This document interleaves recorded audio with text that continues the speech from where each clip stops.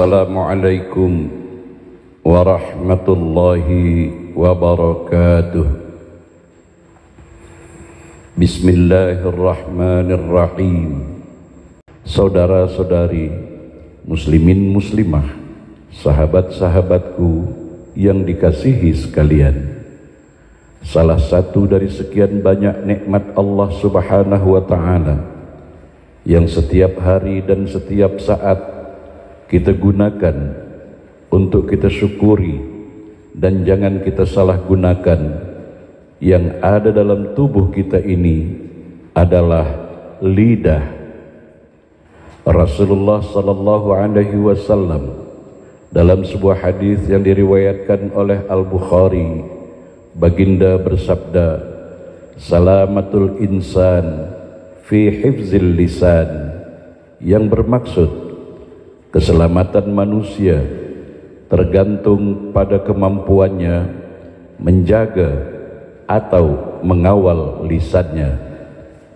Betapa pentingnya seseorang itu menjaga atau mengawal lisannya, sebab lisan diibaratkan pisau yang apabila salah dalam menggunakannya akan melukai, merugikan, menghancurkan banyak orang. Ketajaman lisan di zaman modern ini juga wujud dalam aktiviti di media sosial melalui status-status yang ditulis. Maka sebagai umat Islam yang beriman, sudah sepatutnya dalam membuat atau menulis status di media sosial jangan sampai menyinggung atau melukai perasaan orang lain. Allah Subhanahu wa ta'ala berfirman dalam surah An-Nisa ayat 114, A'udzu billahi minasy syaithanir rajim. La khaira fi katsirin min najwahum illa man amara bi sadaqah إلا من أمر بصدقة أو معروف أو إصلاح بين الناس ومن يفعل ذلك ابتغاء مرضات الله فسوف نؤتيه أجرا عظيما. Yang bermaksud tidak ada kebaikan dari banyak pembicaraan rahasia mereka kecuali pembicaraan rahasia dari orang yang menyuruh orang lain untuk bersedekah atau berbuat kebaikan atau mengadakan perdamaian di antara manusia. Barang sesiapa berbuat demikian karena mencari keridaan Allah, maka kami, yakni Allah, akan memberinya ganjaran pahala yang besar. Dalam hadis riwayat dari Abu Hurairah radhiyallahu anhu, baginda sallallahu alaihi wasallam bersabda, "Man kana yu'minu billahi wal yaumil akhir, qul khairan aw liyasmut." Yang bermaksud, sesiapa yang beriman kepada Allah dan hari akhir, hendaklah ia berkata baik atau lebih baik diam jika tidak mampu berkata baik. Hadis riwayat Bukhari Muslim. Dalam hadis riwayat Ahmad, Rasulullah sallallahu alaihi wasallam juga bersabda, hendaklah engkau lebih banyak diam, sebab diam dapat menyingkirkan syaitan dan menolongmu terhadap urusan agamamu. Allah Subhanahu wa ta'ala juga memperingatkan dalam firman-Nya surat Qaf ayat 18, A'udzu billahi minasy syaithanir rajim. Ma yalfizu min qawlin illa ladaihi raqibun atid. Yang bermaksud, Tiada satu ucapan pun yang diucapkannya melainkan ada di dekatnya malaikat pengawas yang selalu hadir. Saudara-saudariku, muslimin muslimah, sahabat-sahabatku yang dikasihi sekalian, mari dengan jujur dan ikuti suara hati nurani kita. Sejak bermula lidah atau lisan kita pandai berkata-kata atau berucap, hingga ke hari ini sudah belasan bahkan berpuluh tahun lamanya, sudah berapa banyak kita berkata atau berucap yang baik, jujur, benar, ikhlas dan menyenangkan orang yang mendengarnya. Atau sebaliknya, karena ketidaktahuan atau kejahilan kita, atau karena rasa amarah dan emosi kita pada seseorang, atau karena kita berniat dan bertujuan jahat sehingga kita berkata dan berucap bohong dan dusta, fitnah dan memaki hamun, lisan kita mengeluarkan kata-kata yang tidak senonoh sehingga mengakibatkan orang yang kita tuju dalam ucapan kita tersebut merasa malu, tersayat perasaan hatinya, menetes air matanya, jatuh dan hancur berkecai marwah harga dirinya, rusak dan hancur masa depannya. Ahli keluarganya juga ikut menjadi korban, menanggung malu karena akibat ucapan kata-kata kita yang mungkin kita sudah lupa karena peristiwa kejadiannya sudah sekian tahun yang lalu. Namun orang yang kita maki hamun, yang kita fitnah melalui lisan kita itu, sampai saat ini masih merasakan perih dan derita akibat lisan kita. Astaghfirullahalazim. Saudara-saudariku, muslimin muslimah, sahabat-sahabatku yang dirahmati Allah, seterusnya di sini mari kita hayati dan kita ambil hikmah pembelajaran dari kata-kata bijak berkenaan dengan lidah ini. Lidah adalah cerminan isi hati.